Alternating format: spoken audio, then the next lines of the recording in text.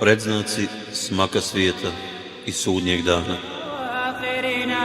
يدعو للعلم وللعمل لا شيء سواه يهذبنا.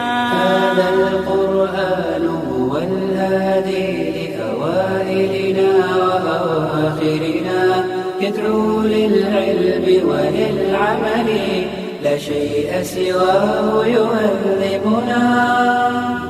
كتاب الله لا شيء سواه يهذبنا العمل به. كتاب الله لا شيء سواه يهذبنا. هذا القرآن يوحدنا لطريق الخير يوجهنا. الله تعالى أنزله ورسول الله معلمنا. Mnogobrojni kuranski ajeti i hadisi poslanika Muhammeda sallallahu alejhi ve sellem ukazuju na blizinu smaka svijeta i sudnjega dana. Uzvišeni Allah kaže: Bismillahirrahmanirrahim. Iqtaraba linnasi hisabuhum wa hum fi ghaflatin mu'ridun. Ljudima se bliži čas polaganja računa njihova, a oni, bezbrižni, ne mare za to. Ahmed prenosi od Ibn Omera radijallahu anhu da je poslanik sallallahu alejhi ve sellem rekao: poslan sam neposredno pred sudnji dan. Vrijeme koje je ostalo za život na zemlji iznosi vrlo malo u odnosu na vrijeme koje je prošlo, dok broj preostalih dana za život na zemlji zna samo Allah dželešanuhu. Znanje o času nastupanja smaka svijeta i sudnjeg dana Allah dželešanuhu ostavio je samo za sebe. Uzvišeni Allah kaže: يسألونك عن الساعة أيان مرساها قل إنما علمها عند ربي لا يجليها لوقتها إلا هو ثقلت في السماوات والأرض لا تأتيكم إلا بغتة يسألونك كأنك حفي عنها قل إنما علمها عند الله ولكن أكثر الناس لا يعلمون. Pitaju te o smaku svijeta kada će se zbiti. Reci, to zna jedino Gospodar moj. On će ga u njegovo vrijeme otkriti, a težak će biti nebesima i zemlji. Sasvim neočekivano će vam doći. Pitaju te kao da ti o njemu nešto znaš. Reci, to samo Allah zna, ali većina ljudi ne zna. Allah dželešanuhu je svoga posljednjeg poslanika Muhammeda sallallahu alejhi ve sellem detaljno upoznao sa predznacima smaka svijeta i sudnjeg dana. On ih je u potpunosti obznanio svome ummetu, naglašavajući da će se ti predznaci pojaviti to ljudima iz njegovog ummeta. Obistinjenje velikog broja nagovještenih predznaka smaka svijeta i sudnjeg dana do danas neosporiv je dokaz iskrenosti svih vijesti koje su prenesene od poslanika sallallahu alejhi ve sellem do nas lancem pouzdanih prenosioca. To kod čovjeka učvršćuje ubjeđenje u proživljenje nakon smrti, polaganje računa pred Allahom dželešanuhu i vječnu nagradu u džennetu i kaznu u džehennemu, te ga izvodi iz pasivnosti zbog zaokupljenosti ovosvjetskim obavezama i uživanjima i podstiče na aktivno razmišljanje i pripremanje za sudnji dan. Nastojanje da se sazna nešto onome što će se desiti u budućnosti urođena je potreba svakog čovjeka. Svaki čovjek nalazi kod sebe veliku želju za spoznajom onoga što će uslijediti, a tiče se njega samog, naroda kome pripada, kao i kompletne ljudske zajednice. Zbog toga mnogi ljudi idu proricateljima sudbine, tumačima snova i drugima. Allah dželešanuhu nije zapostavio ni ovu ljudsku potrebu.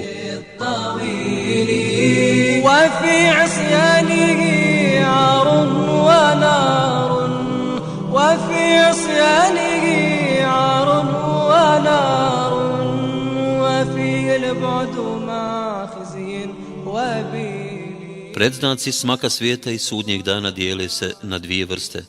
mali predznaci i veliki predznaci. Mali predznaci se javljaju u obliku nenadprirodnih pojava. Dosta njih se već pojavilo, a neki će se pojaviti zajedno sa velikim predznacima. Veliki predznaci će se pojaviti u obliku nadprirodnih pojava. Oni će se pojaviti pred sami smak svijeta. Prema pojavljivanju i nestajanju predznaka smaka svijeta i sudnjeg dana, učenjaci su ih podijelili u 3 vrste. Predznaci koji su se pojavili i nestali, predznaci koji su se pojavili i nestali, ali se iznova pojavljuju, predznaci koji se još nisu pojavili. U prve 2 vrste se ubrajaju mali predznaci, a u 3. vrstu se ubrajaju svi veliki i neki mali predznaci. Mali predznaci sudnjeg dana. Buhari prenosi od Enesa radijallahu anhu da je poslanik sallallahu alejhi ve sellem rekao: moje poslanstvo i sudnji dan su kao ovo dvoje, pa je sastavio 2 prsta, kažiprst i srednjak. Poslanstvo Muhammeda sallallahu alejhi ve sellem je prvi predznak sudnjeg dana, jer između njegovog poslanstva i sudnjeg dana neće biti poslanika. Buhari prenosi od Aufa radijallahu anhu da je poslanik sallallahu alejhi ve sellem rekao: broj pred sudnji dan 6 stvari: moja smrt, osvajanje Jerusalema, bolest koja će vas uzimati kao ovčije boginje, bogatstvo u kojem će čovjeku biti dato 100 zlatnika, a ostat će nezadovoljan i ljut. 12. Rebjul Evela 11. godine po hidžri u 63. godini života preselio je na ahiret Allahov poslanik Muhammed sallallahu alejhi ve sellem. Njegova smrt, iako se morala desiti, najveća je nesreća koja je zadesila ovaj ummet. 16. godine po hidžri u vrijeme hilafeta Omera radijallahu anhu muslimani su osvojili Jerusalem. 18. godine po hidžri, također u vrijeme hilafeta Omera radijallahu anhu, pojavila se kolera u mjestu Vas, koja se potom proširila na cijelo područje Šama i od nje je umrlo više od 25.000 muslimana. Osvajanjem velikih teritorija u vrijeme ashaba raslo i bogatstvo. Veće bogatstvo i blagostanje zabilježeno je od 99. do 101. godine po hidžri, u vrijeme hilafeta Omera ibn Abdul Aziza, koje je dostiglo tu mjeru da je čovjek htio da udjeli sadaku, ali nije imao kome. To isto će se desiti i u vrijeme Mehdija i Isa alejhiselam, kada će biti imetka u izobilju. Ahmed prenosi od Ebu Hureyre radijallahu anhu da je poslanik sallallahu alejhi ve sellem rekao: neće nastupiti sudnji dan dok konjenik ne bude išao iz Iraka prema Mekki, ne bojeći se ničega osim da ne zaluta u putu. Opća sigurnost nastajala je na arapskom poluotoku širenjem islama, još u njegovoj ranoj historiji. To isto će se desiti i u vrijeme Mehdija i Isa alejhiselam, kada će vladati pravda. Muslim prenosi od Ebu Musa radijallahu anhu da je poslanik sallallahu alejhi ve sellem rekao: pretecite svojim dobrim djelima fitnete koji će se pojaviti i biti kao dijelovi mrkle noći. Tada će neki ljudi osvanjivati kao vjernici, a omrkavati kao nevjernici, i omrkavati kao vjernici, a osvanjivati kao nevjernici. Prodavat će svoju vjeru za bezvrijedne dunjalučke stvari. فليقولوا عن حجابي أنه يفني شبابي وليغالوا في عتابي إن للدين انتسابي. Prvi fitnet koji je snašao ovaj ummet bio je ubistvo pravednog halife Osmana radijallahu anhu. Ubili su ga pripadnici zavjereničke grupe koja se okupila u Iraku i Egiptu. Ušli su u Medinu i ubili ga u njegovoj kući 35. godine po hidžri. Poslije pogibije Osmana radijallahu anhu, muslimani su se podijelili. Pojavili su se različiti stavovi i mišljenja po određenim događajima i pitanjima, što je na kraju rezultiralo sukobom oko Aishine radijallahu anha deve, sukobom na Sifinu i drugim sukobima među muslimanima. Muslim navodi da je Usama radijallahu anhu rekao: poslanik sallallahu alejhi ve sellem je jedne prilike nadzirući medinska utvrđenja upitao prisutne: vidite li ono što ja vidim? Odgovorili su: ne. Ja vidim fitnete koji će zasuti vaše domove kao što kiša pada na njih, rekao je. Poslanikovo sallallahu alejhi ve sellem poređenje kiše koja pada na medinske domove s fitnetima koji će ih zadesiti, bio je nagovještaj da će fitneti biti siloviti i da će obuhvatiti sve ljude. Nakon ovih sukoba došlo je i do nastanka prvih sekti u islamu i to je nagovijestio poslanik sallallahu alejhi ve sellem. Ebu Davud prenosi od Muavije radijallahu anhu da je poslanik sallallahu alejhi ve sellem rekao: moj ummet će se podijeliti na 73 grupe ili sekte. Sve će u vatru osim jedne. To su oni koji se drže sunneta i zajednice muslimana. Veliki fitnet koji je pogodio ovaj ummet je svakako i dosljedno oponašanje Jevreja i kršćana. Buhari prenosi od Ebu Hureyre radijallahu anhu da je poslanik sallallahu alejhi ve sellem rekao: neće nastupiti sudnji dan sve dok moj ummet ne počne oponašati prijašnje narode. Buhari i Muslim prenose od Ebu Seida radijallahu anhu da je poslanik sallallahu alejhi ve sellem rekao: slijedit ćete običaje drugih naroda pedalj po pedalj, aršin po aršin. Toliko ćete ih slijepo slijediti da kada bi ušli u gušterovu rupu, i vi bi ušli za njima. Rekli smo: Allahov poslaniće, da li se radi o Jevrejima i kršćanima? Pa o kome drugom? Odgovorio je: veliki broj muslimana i na istoku i na zapadu poistovjetio se sa nevjernicima. Muslimani danas su otišli i dalje od oponašanja. Neke muslimanske države podržavaju nevjerničku čizmu u agresiji na druge muslimanske države i time napuštaju svoju vjeru islam i prestaju biti muslimani.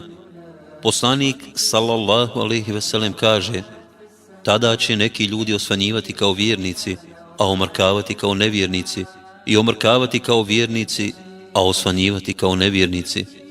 Prodavat će svoju vjeru za bezvrijedne dunjalučke stvari. Buhari i Muslim prenose od Ebu Hureyre radijallahu anhu da je poslanik sallallahu alejhi ve sellem rekao: neće nastupiti sudnji dan dok god se ne pojave lažovi, njih oko 30. Svaki od njih će za sebe tvrditi da je Allahov poslanik. Neki lažni poslanici pojavili su se još u vremenu ashaba. To su Musejlema el-Kezab, el-Esved el-Anezi i Gatara Seđah. U vremenu Tabiina pojavio se el-Muhtar es-Sekafi i Haris el-Kezab. U bližoj historiji pojavio se Mirza Gulam Ahmed el-Kadijani. Brojem 30 misli se samo na one koji su imali i koji će imati veliki broj pristalica. Lažni poslanici se neće prestati pojavljivati sve dok ne dođe Dejjal koji će za sebe tvrditi da je Bog.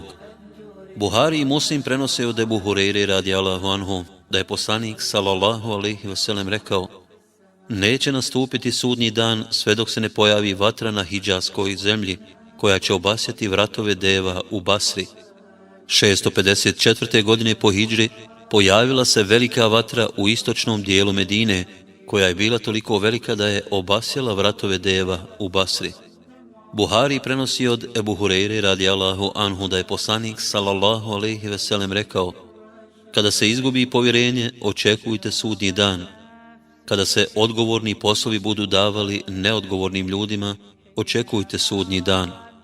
Ahmed prenosi od Ebu Hureyre radijallahu anhu da je poslanik sallallahu alejhi ve sellem rekao: neće nastupiti sudnji dan sve dok upravitelji na zemlji ne postanu prostaci, sinovi prostaka. Buhari i Muslim prenose od Enesa radijallahu anhu da je poslanik sallallahu alejhi ve sellem rekao: od predznaka sudnjeg dana je opadanje znanja i širenje neznanja o vjeri. Buhari prenosi od Ibn Amra radijallahu anhu da je poslanik sallallahu alejhi ve sellem rekao: Allah neće podići znanje trgajući ga iz srca ljudi, ali će ga podići usmrćivanjem učenih ljudi, tako da neće ostati ni jedan učen čovjek. Tada će ljudi uzimati za vođe neznalice koje će o vjeri pitati, a oni će im odgovarati. Oni će biti u zabludi, a u zabludu će voditi ljude koji će ih pitati. يا كريما ما لفضلك من نفادي يا سميعا يا مجيبا يا عظيما اهدني يا خالق السبع الشهاد أشرقت نفسي نفسي بنور من فؤادي حينما رددت يا رب العباد وانتشت روحي وصار الدمع يجري يا إلهي خذ بقلبي للرشاد أشرقت نفسي بنور. Muslim prenosi od Ebu Hureyre radijallahu anhu da je poslanik sallallahu alejhi ve sellem rekao: dvije vrste džehennemlija neću vidjeti na ovome svijetu. To su ljudi koji će u svojim rukama imati bičeve poput kravljih repova kojima će udarati svijet i žene u prozirnoj odjeći koji nisu pokorne Allahu u čuvanju polnog organa, a na to će navraćati i druge. Njihove glave će biti kao grbe deva. Te dvije vrste ljudi neće ući u džennet, niti će osjetiti njegov miris koji se širi nadaleko. Ahmed prenosi od Ibn Amra da je poslanik sallallahu alejhi ve sellem rekao: neće nastupiti sudnji dan sve dok se ne pojavi nemoral, besramnost, kidanje rodbinskih veza i loši međukomšijski odnosi. Buhari prenosi od Ebu Malika radijallahu anhu da je poslanik sallallahu alejhi ve sellem rekao: u mome ummetu će biti ljudi koji će smatrati dozvoljenim blud i nošenje svile muškarcima. Taberani prenosi od Ibn Mesuda radijallahu anhu da je poslanik sallallahu alejhi ve sellem rekao: pred sami sudnji dan će biti mnoštvo poslovnih ugovora s kamatom. Buhari prenosi od Ebu Hureyre radijallahu anhu da je poslanik sallallahu alejhi ve sellem rekao: doći će vrijeme kada čovjeku neće biti bitno kako stiče zaradu, da li na dozvoljen ili nedozvoljen način. Ibn Mađe prenosi od Sehla radijallahu anhu da je poslanik sallallahu alejhi ve sellem rekao: pred sami sudnji dan raširit će se međusobna ponižavanja, klevete i vrijeđanja. To će se desiti kada se pojave muzički instrumenti i pjevačice. Muslim prenosi od Enesa radijallahu anhu da je poslanik sallallahu alejhi ve sellem rekao: od predznaka sudnjeg dana je i ispijanje opojnih pića. Ahmed prenosi od Enesa radijallahu anhu da je poslanik sallallahu alejhi ve sellem rekao: neće nastupiti sudnji dan sve dok se ljudi ne počnu nadmetati u gradnji džamija. Zatim je Enes radijallahu anhu rekao: nadmetat će se u gradnji džamija, a samo će ih mali broj posjećivati. Buhari i Muslim navode da je Omer radijallahu anhu rekao: jednog dana sjedili smo kod poslanika sallallahu alejhi ve sellem, te se iznenada pojavio jedan čovjek izuzetno bijele odjeće, jako crne kose, bez ikakvih znakova putovanja na sebi. Nikoga od nas nije poznavao. Približio se poslaniku i sjeo pored njega tako što je prislonuo svoja koljena uz njegova i svoje ruke stavio na njegove noge, a potom rekao: o Muhammede, obavijesti me o islamu, obavijesti me o imanu, obavijesti me o ihsanu. Poslanik mu je na ta pitanja odgovorio, a zatim je rekao: obavijesti me o sudnjem danu kada će doći. Upitani o tome ne zna ništa više od onoga koji ga je upitao. Obavijesti me o njegovim predznacima, kada robinja sebi rodi gospodara i kada vidiš gole i bose čobane kako se nadmeću u gradnji visokih kuća, odgovorio je poslanik sallallahu alejhi ve sellem. U tumačenju poslanikovih sallallahu alejhi ve sellem riječi kada robinja rodi sebi gospodara postoji više mišljenja. Najispravnije mišljenje je da je to vrijeme kada djeca će biti toliko loša prema svojim roditeljima da će se odnositi prema njima kao da su roblje u njihovom posjedu. Prezirat će ih, zlostavljati, udarati i iskorištavati.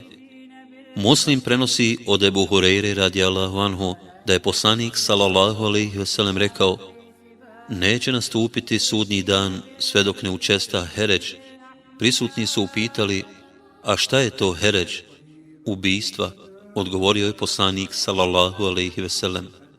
Ahmed prenosi od Ebu Hureyre radijallahu anhu da je poslanik sallallahu alejhi ve sellem rekao: neće nastupiti sudnji dan sve dok vrijeme ne bude brzo prolazilo, tako da će godina izgledati kao mjesec, mjesec će izgledati kao sedmica, sedmica će izgledati kao dan, dan će izgledati kao sat, a sad će izgledati kao vrijeme potrebno da sagori jedan palmin list.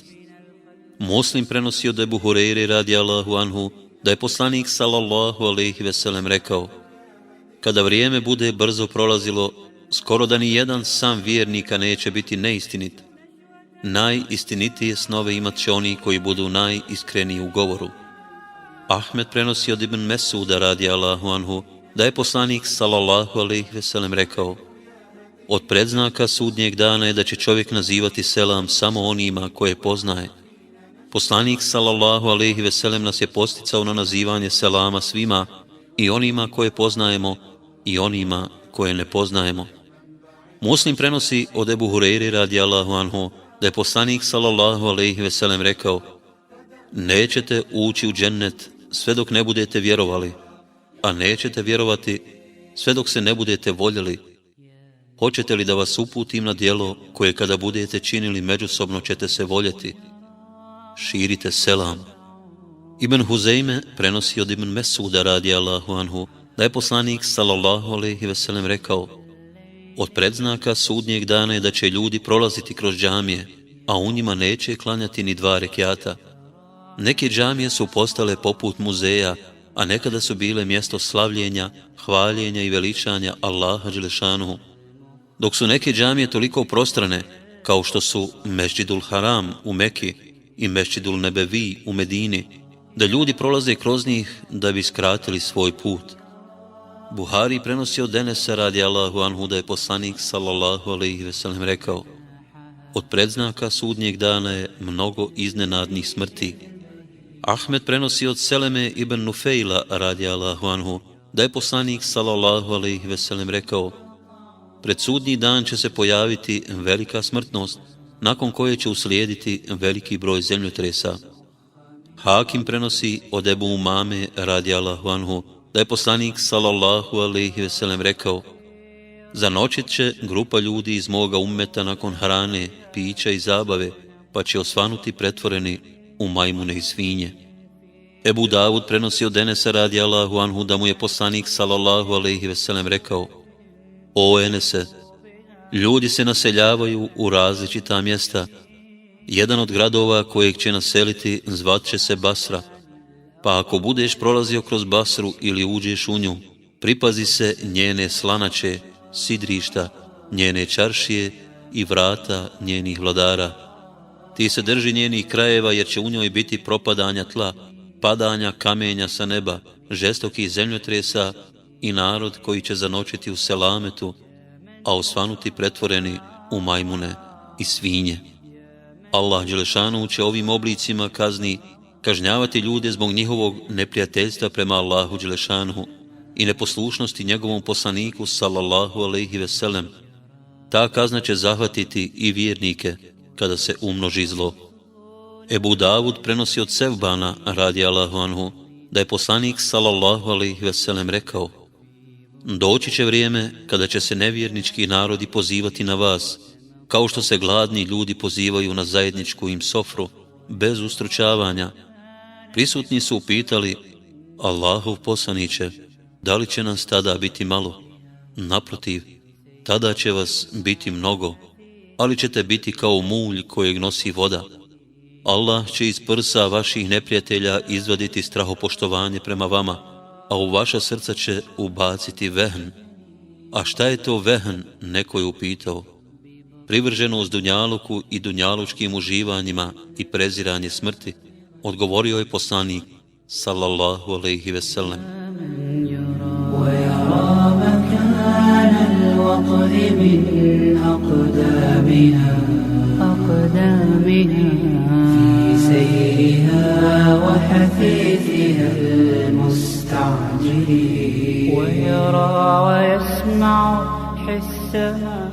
Buhari prenosi od Ebu Hureyre radijallahu anhu da je poslanik sallallahu alejhi ve sellem rekao: neće nastupiti sudnji dan sve dok rijeka Eufrat ne otkrije brdo od zlata.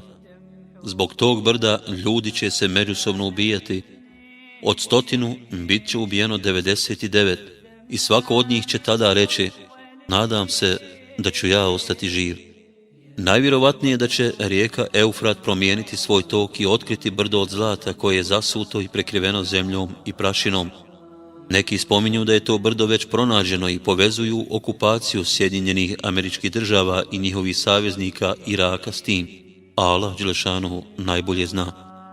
Ebu Davud prenosi od Ibn Omera radijallahu anhu da je poslanik sallallahu alejhi ve sellem rekao: doći će vrijeme kada će muslimani biti stješnjeni prema Medini, tako da će najistureniji položaj biti u mjestu Selah. Selah je manje mjesto u blizini Hajbera. Nevjernici će vršiti pohode na muslimanske zemlje i zauzimati ih. Okupacija Afganistana i Iraka od strane Sjedinjenih Američkih Država i njihovih saveznika je sigurno stješnjavanje obruča oko Medine. Nakon stješnjavanja muslimana prema Medini, Allah dželešanu će dati da se pojavi čovjek iz porodice poslanika Muhammeda sallallahu alejhi ve sellem, kojim će Allah dželešanu pomoći ovu vjeru. Ime će mu biti Muhammed, a ime njegovog oca Abdullah. Bit će poznat kao Mehdi. Porijeklo će voditi od Hasana, sina Ali i Fatime, kćerke poslanika sallallahu alejhi ve sellem radijallahu anhum. Ebu Davud i Ibn Hibban prenosi od Emu Seleme radijallahu anha da je poslanik sallallahu alejhi ve sellem rekao: nakon smrti vladara u njegovom vremenu podijelit će se ljudi po pitanju imenovanja novog vladara. On će pobjeći iz sjedišta tadašnje vlade prema Meki, kako bi izbjegao postavljanje na mjesto vladara. Kada dođe u Meku, zatvorit će se u kuću, ali će ga ljudi prisilno izvesti iz kuće i dati mu prisegu u Mesdžidul Haramu, između Hadžerul Esveda i Mekami Ibrahima. Tako će postati halifom. Odmah nakon toga iz Šama će protiv njega biti poslana vojska. Kada budu između Medine i Meke, zemlje će se pod njima rascijepiti. Vjernici će, nakon što čuju za tu vijest, krenuti prema Meki da mu daju prisegu. Dijelit će svijetu imetak, postupat će po sunnetu poslanika Muhammeda sallallahu alejhi ve sellem, vratit će muslimani islamu, uspostavit će islam na području koje pripada muslimanima, a ostat će svega 7 ili 9 godina. Ahmed prenosi od Bekire radijallahu anha da je poslanik sallallahu alejhi ve sellem rekao: kada čujete da je kompletna vojska propala u zemlji blizu Medine, znajte da je sudnji dan veoma blizu. Ahmed prenosi od Ebu Sejda radijallahu anhu da je poslanik sallallahu alejhi ve sellem rekao: donosim vam radosnu vijest o Mehdiji. Pojavit će se u vrijeme velikih raskola i zemljotresa, ispunit će zemlju dobrom i pravdom, onako kako je bila ispunjena zlom i nepravdom. Njime će biti zadovoljni stanovnici nebesa i zemlje, i metak će dijeliti jednako među ljudima. Ispunit će Allah srca pripadnika Muhammedovog ummeta zadovoljstvom i sviju će obuhvatiti njegova pravda. Naredit će Telalu da viče: treba li kome šta od imetka? Neće se javiti niko osim jednog čovjeka, pa će mu reći: idi kod čuvara blaga. Kada dođe čuvari, reći će mu: Mehdi ti naređuje da mi dadneš blaga. Kada mu dadne veliku količinu zlata, pokajat će se i reći: bio sam najpohlepniji čovjek iz Muhammedovog ummeta, zar mi nije bilo dovoljno ono što i ostalima? Htjet će ga vratiti, ali mu ga neće primiti. Reći će mu: mi ono što damo ne primamo nazad. Muslim prenosi od Ebu Hureyre radijallahu anhu da je poslanik sallallahu alejhi ve sellem rekao: neće nastupiti sudnji dan sve dok se arapska zemlja ne vrati u prvobitni oblik pašnjaka i rijeka. Arapska zemlja je nekada bila prekrivena pašnjacima i rijekama i ona će ponovo takva postati pred kraj ovoga svijeta. Moguće je da će se ovaj predznak pojaviti u vremenu Mehdije.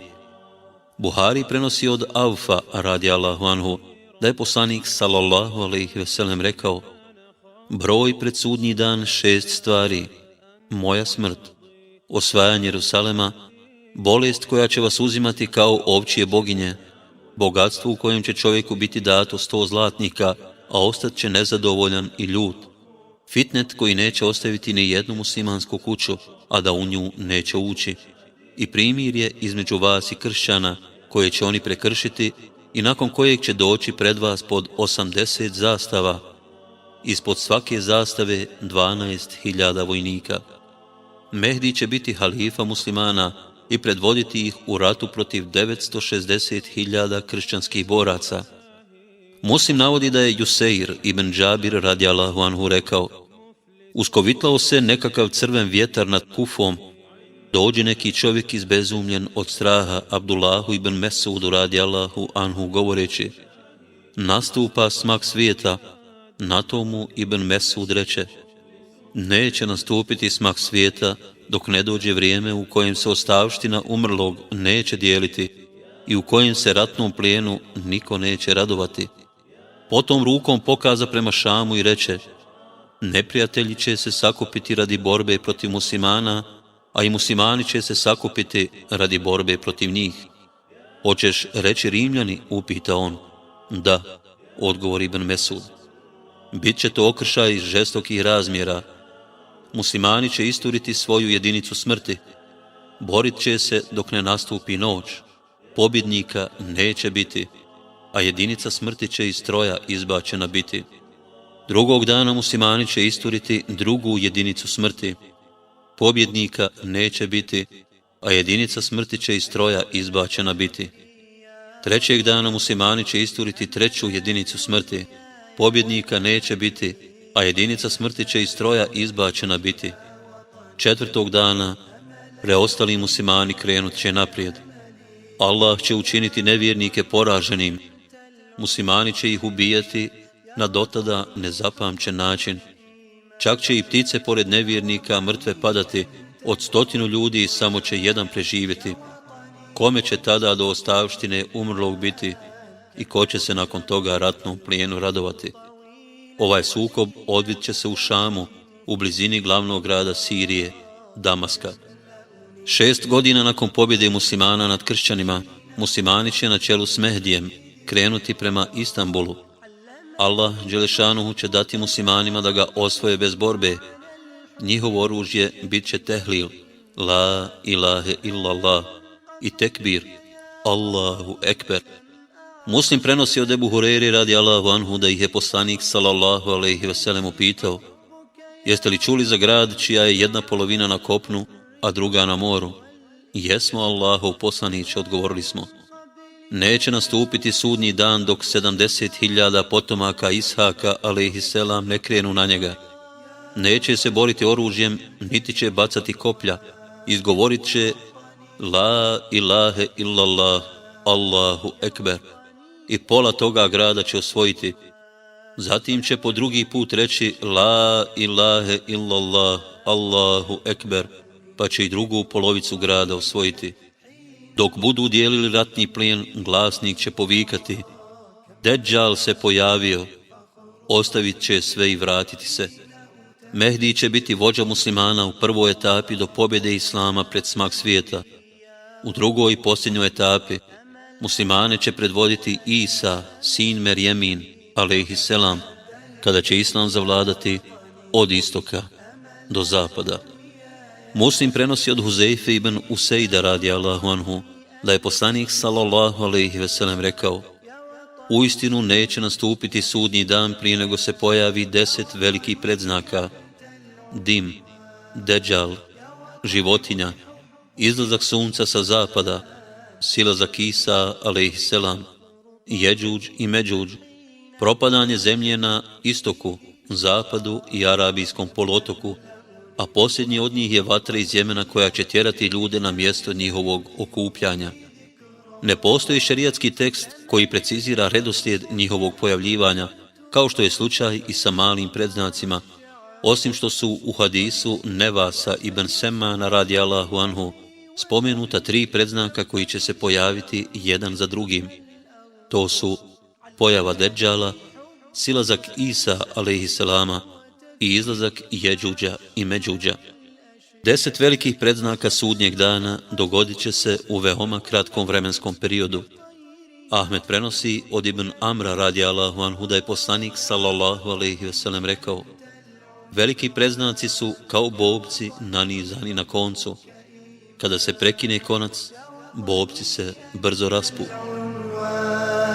يا وطني حبك إيمان كم يملأني الفخر طويلا حين أتمتم في ذكراك كم يملأني الفخر طويلا حين أتمتم في ذكراك أبد الدهر يا وطني أمل الدنيا يا أملي أبد الدهر.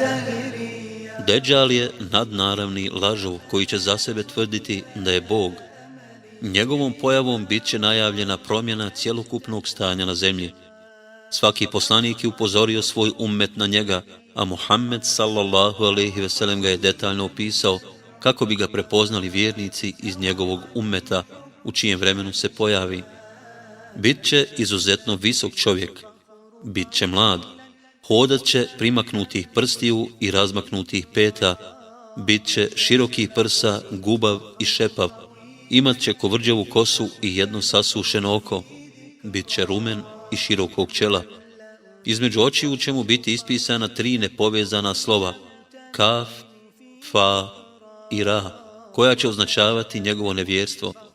Pročitat će ih svaki vjernik, bez obzira znao ili ne znao čitati. Neće imati djece.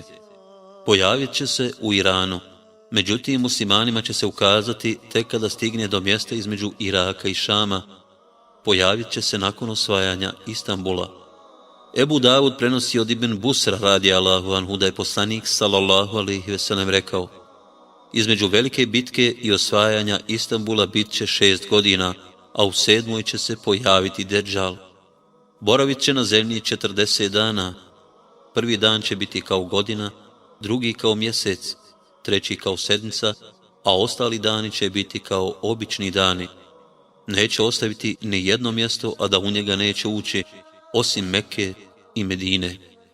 Njegovo iskušenje je najveće iskušenje ljudima od vremena Allahovog dželešanuhu stvaranja Adema, alejhiselam, pa sve do smaka svijeta. To je zbog toga što će mu Allah dželešanuhu dati nadnaravnu moć. Njegovo iskušenje sastojat će se od sljedećeg. Kretat će se brzinom kiše koju nosi vjetar. Imat će 2 rijeke koje će nuditi ljudima. Muslim prenosi od Huzeife radijallahu anhu da je poslanik sallallahu alejhi ve sellem rekao: Deđal će imati 2 rijeke koje će teći. Jedna od njih će izgledati kao da je od vode, a druga će izgledati kao da je od rasplamsane vatre. Ko ugleda te rijeke, neka uđe u onu koju bude vidio kao vatru, neka se sagne i napije. To će biti uistinu hladna voda. Podržavat će ga i pomagati šejtani. Buhari prenosi od Ebu Umame radijallahu anhu da je poslanik sallallahu alejhi ve sellem rekao: u njegovo iskušenje spada i to da će reći beduinu: kada bih oživio tvoga oca i majku, bili posvjedočio da sam ti ja gospodar, Bog? Svakako da bih, odgovorit će. Pa će se pojaviti 2 šejtana u liku njegovog oca i majke i progovoriti: sine, slijedi ga, zaista je on tvoj gospodar.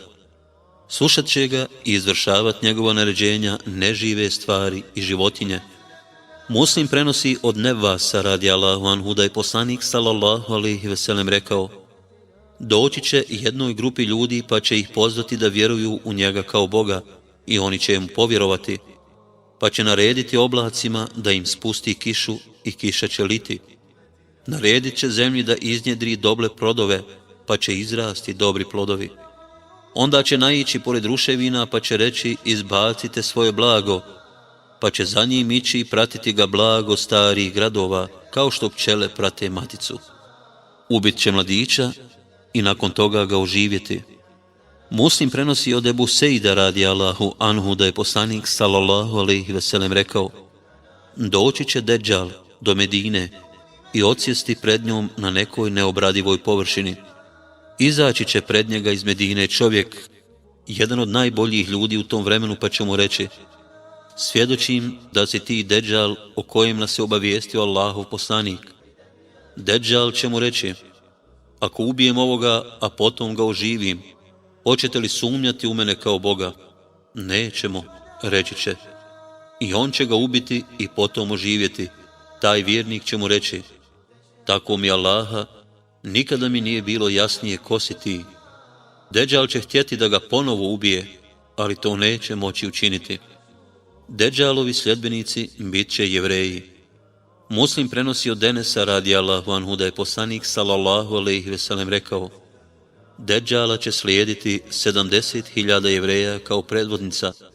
Jevreji ga nazivaju El Mesih ibn Davud, vjeruju da će se pojaviti pred smak svijeta i da će zavladati kopnom i morem. Vjeruju da je on Božja milost preko kojeg će im Bog dati vlast na cijeloj zemlji.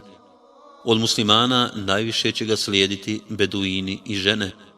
Beduini zbog njihovog neznanja, a žene zbog sklonosti brzom potpadanju pod različite utjecaje.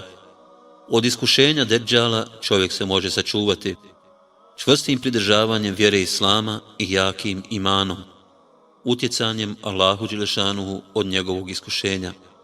Poslanik sallallahu alejhi ve sellem je to činio prije predavanja selama u svakom namazu, učeći dovu: Allahumme inni euzu bike min azabi kabri, ve min azabi džehennem, ve min fitnetil mahja vel memat, ve min šerri fitnetil mesihi deđal. Učenjem na pamet prvih 10 ajeta iz sure Kehf i učenjem tih ajeta pred njim, bježanjem i udaljavanjem od njega. Najbolje mjesto za bijeg bit će Meka i Medina, jer u njih Deđal neće moći ući. Ebu Davud prenosi od Imrana radijallahu anhu da je poslanik sallallahu alejhi ve sellem rekao: Ko čuje za Deđala, neka bježi od njega. Tako mi Allaha, čovjek će misliti o sebi da je vjernik, a počet će ga slijediti zbog sumnji koje će mu ubaciti. Deđal će zavladati skoro cijelom zemljom, osim Mekke i Medine. Slijedit će ga većina ljudi i od njega se neće spasiti niko osim male skupine iskrenih vjernika. Tada će se pojaviti Isa alejhiselam.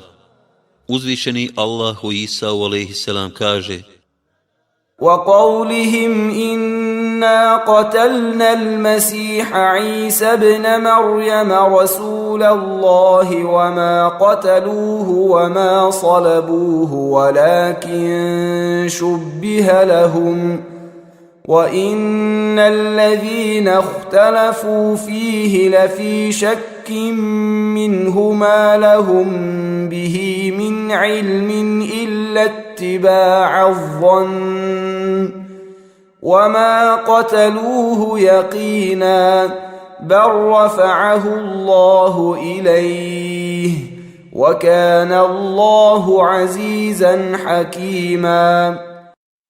Nisu ga ubili, niti su ga razapeli na križ, nego im se pričinilo. Oni koji su se o njemu u mišljenju razišli, oni su sami o tome u sumnji bili. O tome ništa nisu pouzdano znali, samo su nagađali, a sigurno ga nisu ubili.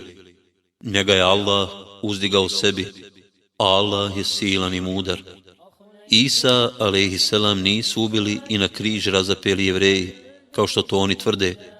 Njima se od jednog Isaovog alejhiselam učenika, kojem je Allah dželešanu u toj noći dao Isaov alejhiselam lik, učinilo da je to bio on. Isa alejhiselam su meleki iznijeli kroz prozor iz kuće i odnijeli ga na drugo nebo, gdje se i sada nalazi.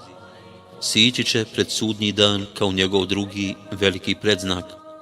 Razlog njegovog silaska između ostalog je i to da utjera u laž Jevreje, koji tvrde da su ga ubili, i da utjera u laž neuke kršćane koji su to prihvatili od njih, a nakon toga izmislili novu vjeru o tome da je Isa alejhiselam Božji sin, koji je došao na zemlju da bi bio razapet na križ. Muslim prenosi od Nevvasa radijallahu anhu da je poslanik sallallahu alejhi ve sellem rekao: Dok Deđal bude tako radio, Allah će spustiti Isa. Sići će na bijelu munaru u istočnom dijelu Damaska. Ruke će držati na krilima 2 meleka. Kada pogne svoju glavu, kapi vode će mu s glave kapati, a kad je podigne, ona će teći kao zrna bisera. Koji god nevjernik osjeti njegov dah, umrijet će, a njegov dah će dosezati dokle doseže njegov pogled.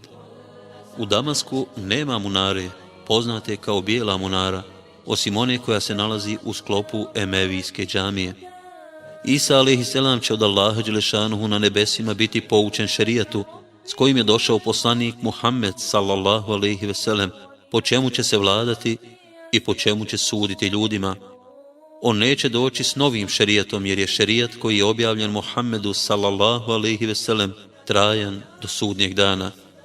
Isa alejhi selam će biti jedan od vladara u ovome ummetu i obnovitelja Islama, jer poslije Muhammeda sallallahu alejhi ve sellem nema poslanika. Haris ibn Ebi Usama prenosi od Džabira radijallahu anhu da je poslanik sallallahu alejhi ve sellem rekao: Isa, sin Merjemin, će biti spušten među skupinu iz mog ummeta koji će se boriti za istinu, a njihov imam Mehdi će mu reći: klanjaj nam kao imam, a on će mu odgovoriti: ne, zaista ste vi vođe jedni drugima, to je Allahova počast prema ovome ummetu. Kada klanjaju sabah namaz, Isa alejhi selam će ih pozvati da krenu u džihad protiv Deđala i njegovih sljedbenika, Jevreja. Buhari i Muslim prenose od Ebu Hureyre radijallahu anhu da je poslanik sallallahu alejhi ve sellem rekao: neće nastupiti sudnji dan dok muslimani ne zarate s Jevrejima i muslimani će ih poraziti. Ibn Huzejme i Hakim prenose od Ebu Umame radijallahu anhu da je poslanik sallallahu alejhi ve sellem rekao: nakon što klanja za imamom muslimana, krenut će prema Jerusalemu. Kada ga ugleda Deđal, počet će se topiti od njegovog daha, kao što se so topi u vodi. Deđal će pokušati pobjeći, ali će ga Isa sustići kod ulaza u mjesto Lud, u blizini grada Remle u Palestini, pa će ga ubiti. Allah će učiniti Jevreje poraženim. Svaki kamen, drvo, zid, životinja iza kojeg se Jevrej sakrije progovorit će: o muslimanu, Allahov robe, ovdje iza mene je Jevrej, dođi i ubij ga. Jedino drvo Garkad to neće govoriti, jer je to drvo Jevreja. Zbog ovih mnogobrojnih ratova pred sami smak svijeta doći će do smanjivanja broja muškaraca u odnosu na broj žena. Muslim prenosi od Enesa radijallahu anhu da je poslanik sallallahu alejhi ve sellem rekao: nestat će ljudi, a ostat će žene, tako da će na jednog staratelja doći po 50 žena.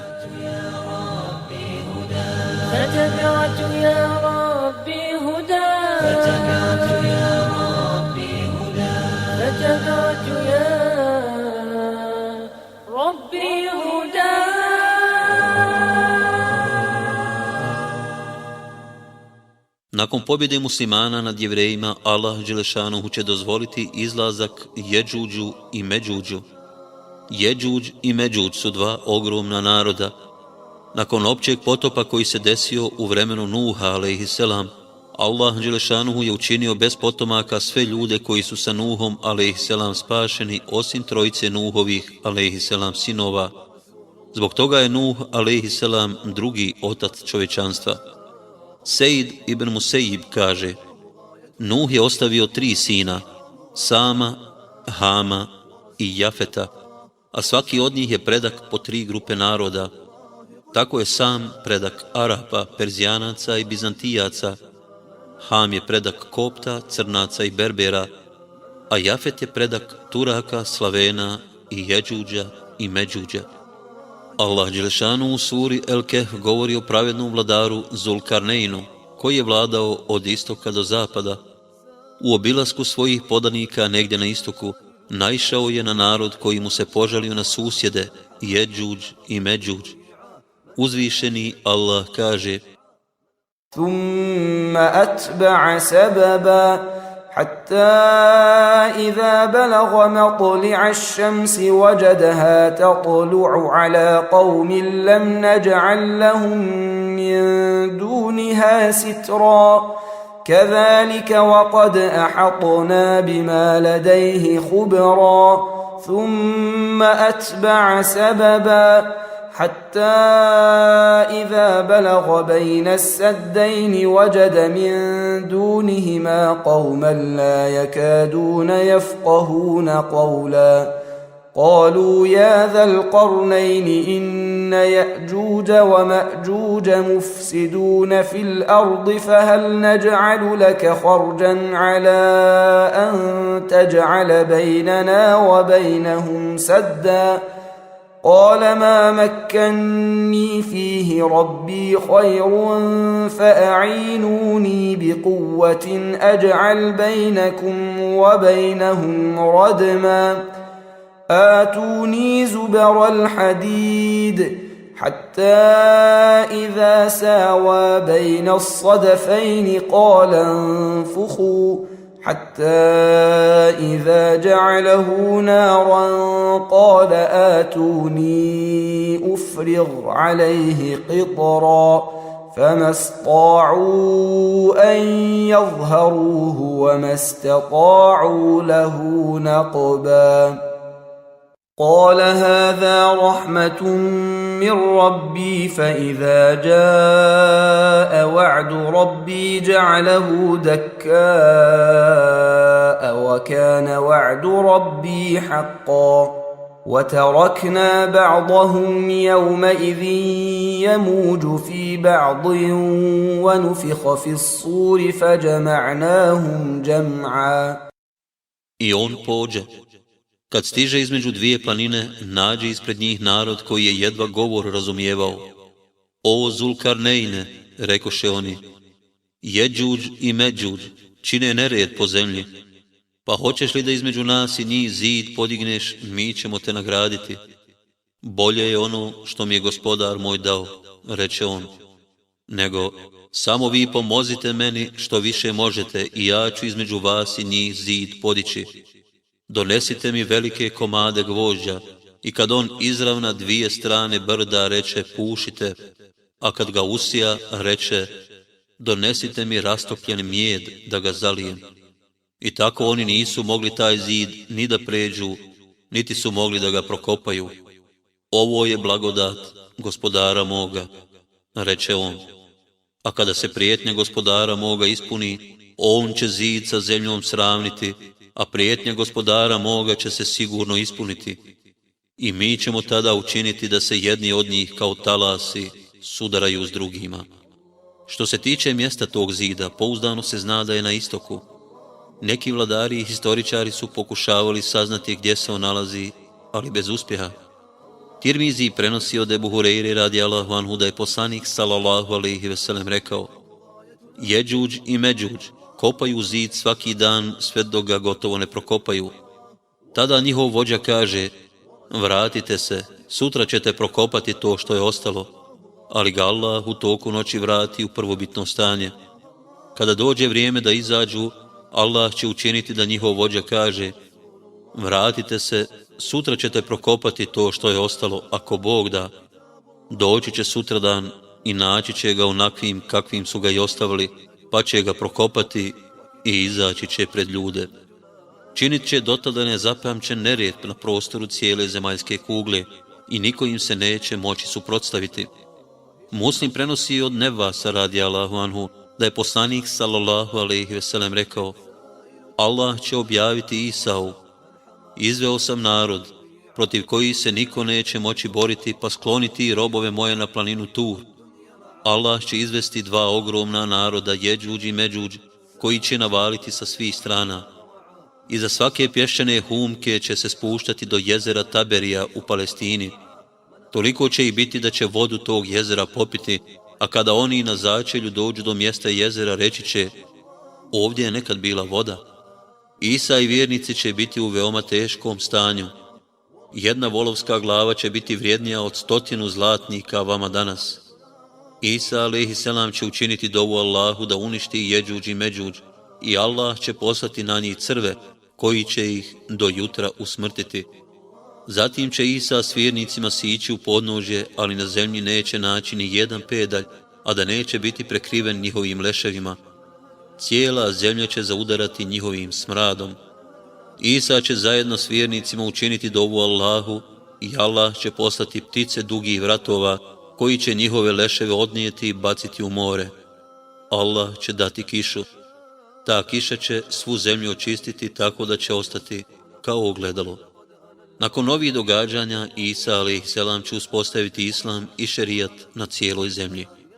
Ebu Davud prenosi od Ebu Hureyre radijallahu anhu da je poslanik sallallahu alejhi ve sellem rekao: Isa će se boriti protiv nemuslimana sve dok ne prime islam. Allah će u njegovom vremenu uništiti sve vjere osim Islama. U tom vremenu Allah Đelešanu će dati nezapamćen mir i blagostanje. Ahmed prenosi od Ebu Hureyre radijallahu anhu da je poslanik sallallahu alejhi ve sellem rekao: zemljom će zavladati mir.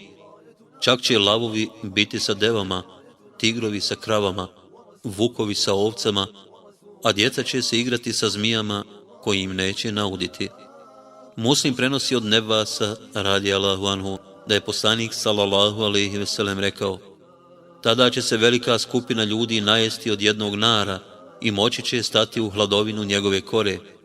Jedna muža deve zadovoljit će mnogobrojne ljude i jedna muža krave čitavo pleme, a jedna muža ovce i jedan ogranak plemena.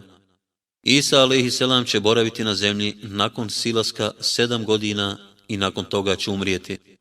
Umrijet će i biti ukopan u Medini.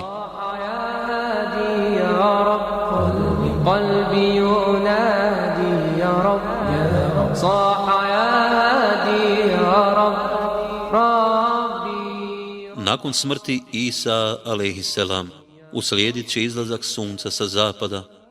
Uzvišeni Allah kaže: هل ينظرون إلا أن تأتيهم الملائكة أو يأتي ربك أو يأتي بعض آيات ربك يوم يأتي بعض آيات ربك لا ينفع نفسا إيمانها لم تكن آمنت من قبل أو كسبت في إيمانها خيرا قل انتظروا إنا منتظرون. Zar oni čekaju da im meleki dođu ili kazna gospodara tvoga ili neki predznaci od gospodara tvoga? Onoga dana kada neki predznaci od gospodara tvoga dođu, ni jednom čovjeku neće biti od koristi to što će tada vjerovati, ako prije nije vjerovao ili ako nije kao vjernik kakvo dobro uradio. Reci, samo vi čekajte i mi ćemo doista čekati. Buhari tumačeći ovaj ajet prenosi od Ebu Hureyre radijallahu anhu da je poslanik sallallahu alejhi ve sellem rekao: sudnji dan neće nastupiti dok sunce ne izađe sa zapada, pa kada to ljudi vide, svi će povjerovati. To će biti onda kada nijednom čovjeku neće biti od koristi to što će tada povjerovati, ako prije nije vjerovao. Buhari i Muslim prenosi od Ebu Zerra radijallahu anhu da je poslanik sallallahu alejhi ve sellem rekao: znaš li gdje sunce odlazi kada zađe? Ne znam, rekao sam. Ono se zaustavi pred aršom i padne na seđdu, a zatim ustane kad mu se kaže: vrati se. Uskoro će mu se, o Ebu Zerre, reći: vrati se odakle si došlo. A to će biti onda kada nijednom čovjeku neće biti od koristi to što će tada vjerovati, ako prije nije vjerovao. Rekao je. Ibn Kathir prenosi od Huzeife radijallahu anhu da je rekao: pitao sam poslanika sallallahu alejhi ve sellem: šta će biti znak izlaska sunca sa zapada? Poslanik odgovori: ta noć će se produžiti, te će postati dužine 2 noći. To će primijetiti oni koji budu u njoj klanjali, pa će postupiti kao što su postupali prije nje. A zvijezde se neće vidjeti, otići će sa svojih mjesta. Zatim će leći spavati, a potom ustati i klanjati, a zatim ponovo leći, pa onda ponovo ustati, jer će ih zaboljeti strane na kojima su ležali od dužine noći. Te će se prepasti da neće osvanuti, dok oni budu iščekivali izlazak sunca sa istoka, ono će izaći sa zapada. Kada to ljudi vide, svi će povjerovati, ali im vjerovanje neće koristiti, ako prije nisu vjerovali. Izlaskom sunca sa zapada bit će najavljene promjene u okviru 7 nebesa, vrata pokajanja će se zatvoriti, nevjernicima neće koristiti to što će tada na islam preći, niti će muslimanima griješnicima koristiti to što će se tada za grijehe pokajati i početi dobra djela činiti. Razlog neprimanja islama i pokajanja nakon izlaska sunca sa zapada je to što će znanje o Allahu Đelešanuhu, njegovom poslaniku, njegovom obećanju i prijetnji postat će nužnost. Svi će zbog jake svijesti o blizini sudnjeg dana biti u stanju iščekivanja smrti i pri njima neće biti onoga što pospješuje nepokornost Allahu dželešanu.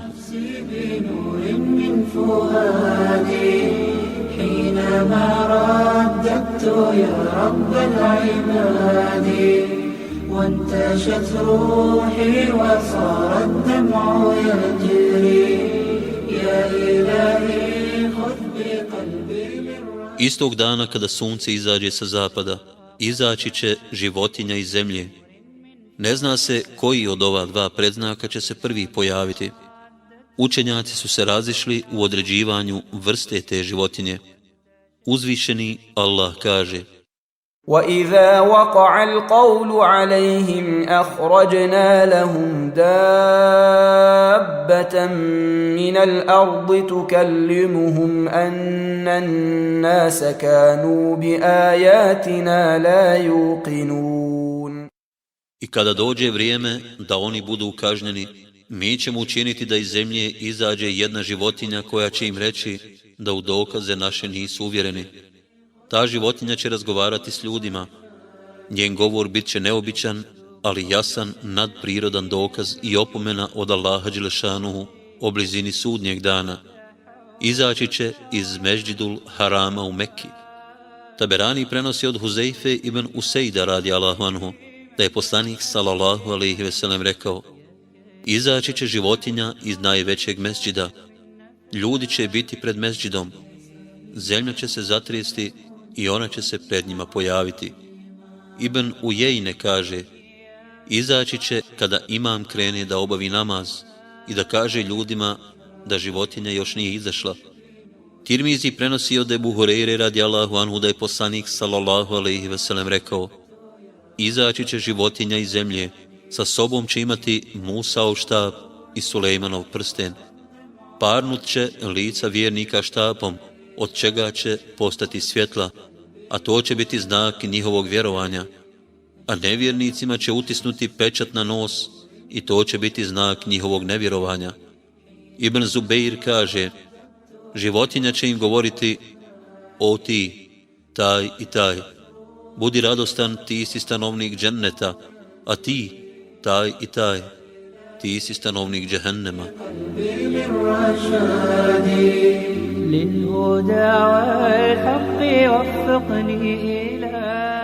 Od velikih predznaka sudnjeg dana i pojava dima koji će obuhvatiti sve ljude.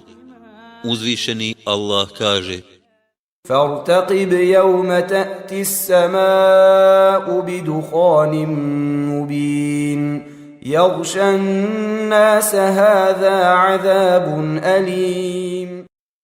Zato sačekaj dan kada će im se činiti da prema nebu vide dim koji će ljude prekriti. Ovo je neizdržljiva patnja, reći će. Kurtubi navodi da je Ibn Mesud radijallahu anhu rekao: taj dim će ispuniti prostor između nebesa i zemlje. Vjernici će od njega osjetiti nešto poput prehlade, a nevjernike će napuhati tako da će im uši popucati. Nakon pobjede Islama u vremenu Isa a.s., izlaska sunca sa zapada, izlaska životinje iz zemlje i pojave dima, dobri vjernici će masovno umirati. Ahmed prenosi od Ibn Amra radijallahu anhu da je poslanik sallallahu alejhi ve sellem rekao: neće nastupiti sudnji dan sve dok Allah ne uzme dobre vjernike, tako da ostanu samo oni u kojima nema nikakvog dobra, koji neće naređivati dobro niti sprečavati zlo.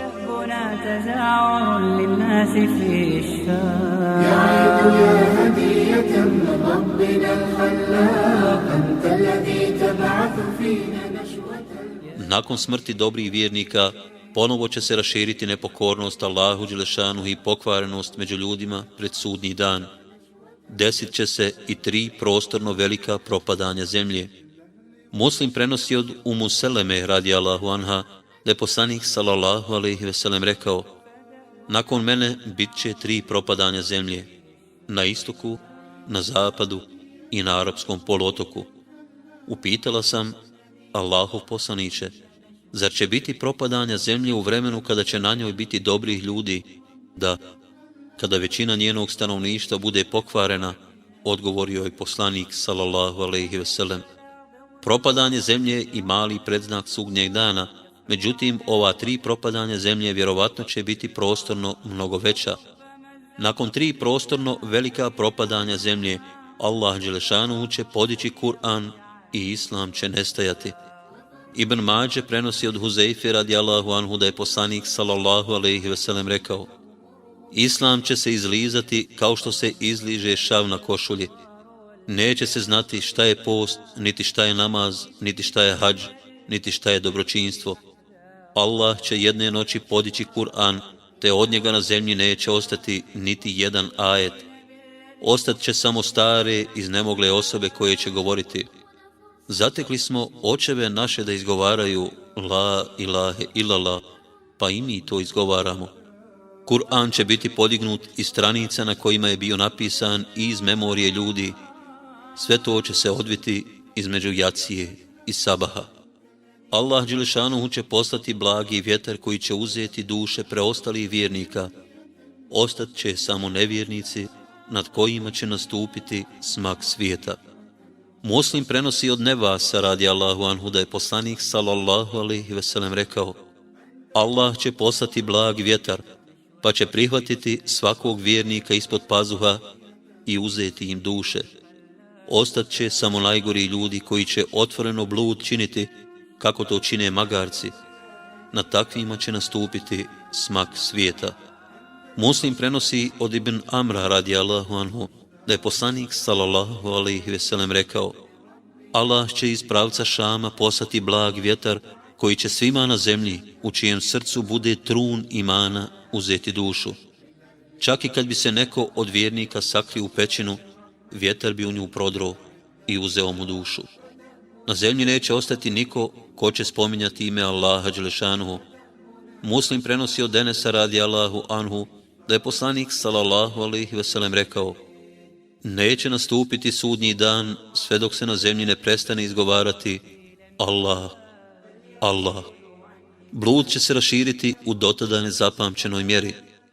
Ebu Ja'la prenosi od Ebu Hureyre radijallahu anhu da je poslanik sallallahu alejhi ve sellem rekao: tako mi onoga u čijoj ruci je moja duša, ovaj ummet neće nestati sve dok muškarci ne budu prilazili ženama i s njima spolno općili po putevima. Tada će među njima najbolji biti oni koji će im reći: mogli ste to obaviti iza zida. Medina, grad Allahovog poslanika sallallahu alejhi ve sellem, pred kraj svijeta bit će napuštena i u njoj će se nastaniti zvijeri. Buhari prenosi od Ebu Hureyre radijallahu anhu da je poslanik sallallahu alejhi ve sellem rekao: sigurno ćete napustiti Medinu, u nju neće niko ulaziti osim zvijeri. Posljednji u njoj će biti 2 pastira iz plemena Muzein. Ući će u Medinu s ovcama, a u Medini će naći samo divljinu. Ići će dok ne stignu do posljednje padine, tu će umrijeti i pasti na lica. Malik prenosi od Ebu Hureyre radijallahu anhu da je poslanik sallallahu alejhi ve sellem rekao: sigurno ćete napustiti Medinu, pa će doći zvijeri i mokriti na zid ili mimber moje džamije. يفني شبابي وليغال في عتابي إن للدين انتسابي لا وربي لن أبالي همتي مثل الجبال. Nevjernici koji ostanu srušit će Kjabu, koja nikada više nakon toga neće biti sagrađena. Ahmed prenosi od Ibn Omera radijallahu anhu da je poslanik sallallahu alejhi ve sellem rekao: srušit će Kjabu čovjek iz Abisinije koji će imati izrazito tanke potkoljenice. Opljačkat će njeno blago i strgnut njeno grtač. Kao da gledam u njega kako udara po Kjabi svojim pojasom i krampom. Pojava vatre će biti posljednji veliki predznak sudnjeg dana i nagovještaj početka smaka svijeta. Muslim prenosi od Huzeife ibn Usejda radijallahu anhu da je poslanik sallallahu alejhi ve sellem rekao: uistinu neće nastupiti sudnji dan prije nego se pojavi 10 velikih predznaka, a posljednji od njih je vatra iz Jemena koja će tjerati ljude na mjesto njihovog okupljanja. Ova vatra će zahvatiti čitavu zemlju. Najprije će se proširiti na istoku, a onda i na zapadu i sakupiti ljude u Šam. Zanočivat će tamo gdje ljudi zanoće i stajati gdje budu odmarali. Tjerat će ljude kao što čoban tjera svoje stado. Svi koji zaostanu izgorjet će u njoj. Nakon ovog stjerivanja svih ljudi u Šam, Allah Đelešanu će narediti Meleku Israfilu da puhne u sur, što će oni uraditi, i nastupit će smak svijeta. A Allah Đelešanu najbolje zna.